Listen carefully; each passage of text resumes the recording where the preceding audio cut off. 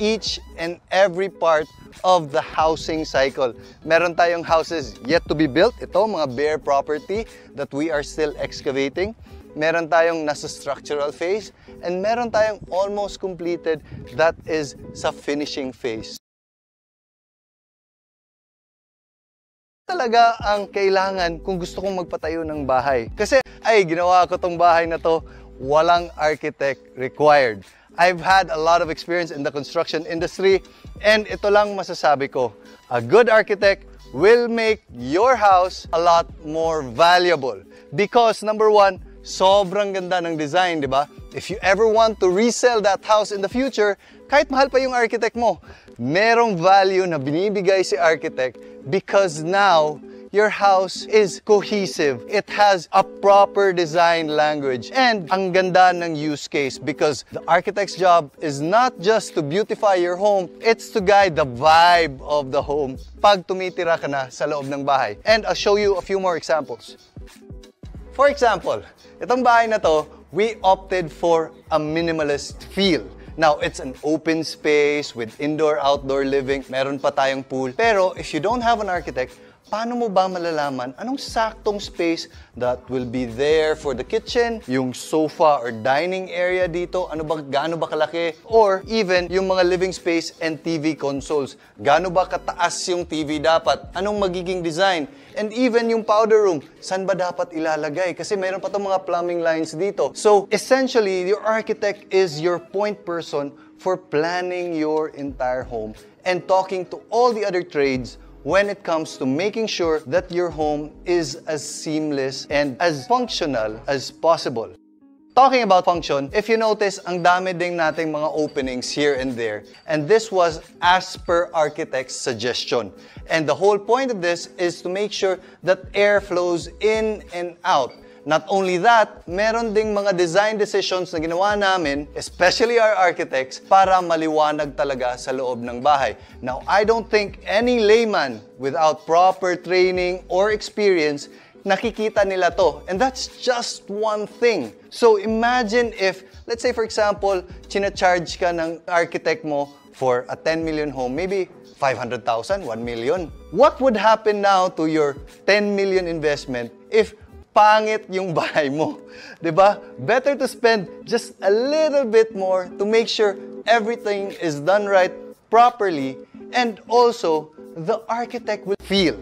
Now, it's an open space with indoor-outdoor living. Meron pa tayong pool. Pero if you don't have an architect, paano mo ba malalaman anong saktong space that will be there for the kitchen, yung sofa or dining area dito, gaano ba kalaki, or even yung mga living space and TV consoles. Gaano ba kataas yung TV dapat? Anong magiging design? And even yung powder room, saan ba dapat ilalagay? Kasi meron pa itong mga plumbing lines dito. So, essentially, your architect is your point person for planning your entire home and talking to all the other trades when it comes to making sure that your home is as seamless and as functional as possible. Talking about function, if you notice, ang dami ding nating mga openings here and there. And this was as per architect's suggestion. And the whole point of this is to make sure that air flows in and out. Not only that, meron ding mga design decisions na ginawa namin, especially our architects, para maliwanag talaga sa loob ng bahay. Now, I don't think any layman without proper training or experience nakikita nila to. And that's just one thing. So imagine if, let's say for example, china-charge ka ng architect mo for a 10 million home, maybe 500,000, 1 million. What would happen now to your 10 million investment if pangit yung bahay mo? Diba? Better to spend just a little bit more to make sure everything is done right, properly, and also the architect will be the guide. Or Monterrazas Prime is being built. Pero, syempre, when you're in a subdivision, gusto mong meron tayong magandang clubhouse. And the facility we're talking about today is probably the biggest, most luxurious, for me personally, most awesome clubhouse in Cebu. So guys, today we are going to check out the Montezuma Clubhouse of Monterrazas de Cebu.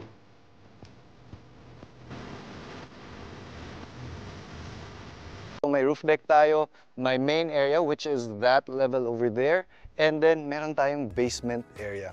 So I'll talk you through our thinking when we were designing this project. So we decided to put a few steps before actually seeing everything from a vantage point. Para may konting suspense, hindi yung pag-drop off mo, kita agad yung view. Gusto namin na medyo, alam mo yung may tease na konti. Akyat tayo dito and I'll show you around. So this is going to be the first level that greets you. Now this area is not meant to be an enclosed area. Think of it more as a shaded area. Kasi gusto namin may breeze from left to right and then maaliwalas talaga. This is the area wherein you go swimming, you have like weekend outings with the family and just see your kids running around. This is a very big and spacious area. Once you get this area, you also have a peek of the city view, and then meron dito makikita mo going down is a small pocket of greenery. These trees, pag lumalabong na to, these are newly planted. Parang nafe-frame nila or may foreground ka before you actually see the city view. This is also the floor wherein meron tayong almost an Olympic-sized swimming pool. Infinity pool siya, but meron din tong ramp going up to the roof deck. Again, this is a full concrete design. So meron tayong roof deck that, number one, is very typhoon resistant. Number two, it will be an area for health and wellness. Imagine doing yoga here during the sunrise or the sunset. Imagine doing aerobics, yung si Lolo at si Lola. That's why we created that ramp, for it to be accessible to them as well. So I'll show you the pool. So I think this part, yung mga stakes na to, this is going to be where there's a very big bathroom and shower room to service the pool. Once we go to that area, makikita natin yung pool over there, which we can get to here. This marks the boundaries of the pool. It's a sweeping curve pool and you can do a lot of laps. There's also a shallow area for the kids. But the beauty of this, when we were designing it, was that view over there. So if you're standing from this vantage point, you'll see the pool infinity towards that view on the front. So I can imagine a perfect Sunday here. Instead of dun lang ako sa bahay ko, I get to mingle with everyone that's living here in this subdivision, and parang may sense of community. Ito talaga gusto namin mangyari dito sa Monterrazas de Cebu, that everyone can mingle with each other and get to know their neighbors. As good as all those sound, and I'm very excited for the pool, that's not all, ma'am, sir. This is a ramp going down to the lower level. So si Lola at Lolo, dito sila dadaan. Pero dun sa gitna mismo, meron din tayong spiral staircase that takes us either to the roof deck or down to the lower levels. The lower levels are more of our indoor spaces. So let's take the ramp for now. When you're going down, it has to be at a certain slope. Siyempre, if meron tayong kasama na nag-wheelchair, dapat mabagal yung slope, hindi yung pag nabitawan mo, dire-diretso na sila. There's a standard for that. Once you go down, you're greeted with a lot of other amenities that basically makes this clubhouse, para sa akin, one of a kind. Number one, pagdating mo dito, you're greeted with this pocket garden. And ito yung nagiging centerpiece where all the rooms of this level are kind of facing.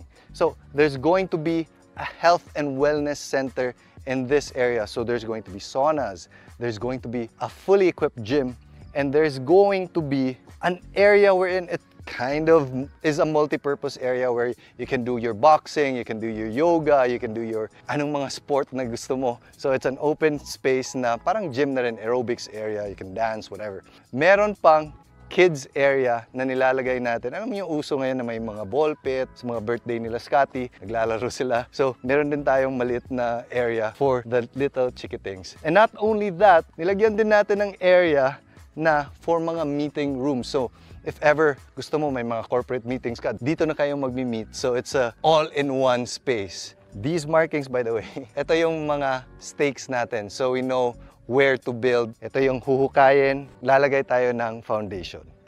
Quick trivia lang. But, that's not all, ma'am, sir. This area that you see right here is hollowed out for one specific reason, and that is this will have a 200 to 300 person function room that spills over to a garden outside. So that will cater to a lot of birthday parties, even weddings.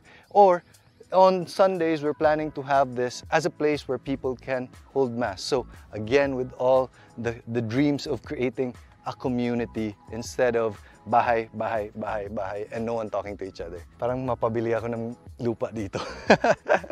The function room also faces towards a garden right outside. That garden will have mga kiddie amenities, so mga outdoor swing set. We're still thinking of what to put there, but nai-imagine lang namin this whole place to be a place wherein families can gather. This will be a place where people can celebrate their birthdays, their children's party, Mother's Day, Father's Day, even have dates here. We want this to be a center of a community na parang magiging proud yung residents na, oy, meron kami ng ganyan dito. Tara, punta tayo. So this is hopefully going to be that place in the future.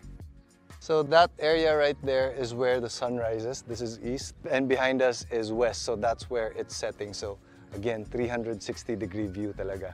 And now it's late in the afternoon, the sun is setting. Nai-imagine ko lang when this is all done, I'll be having a glass of wine here, chill ka. Ito yung pool, infinity pool, just facing the view of the city. Muni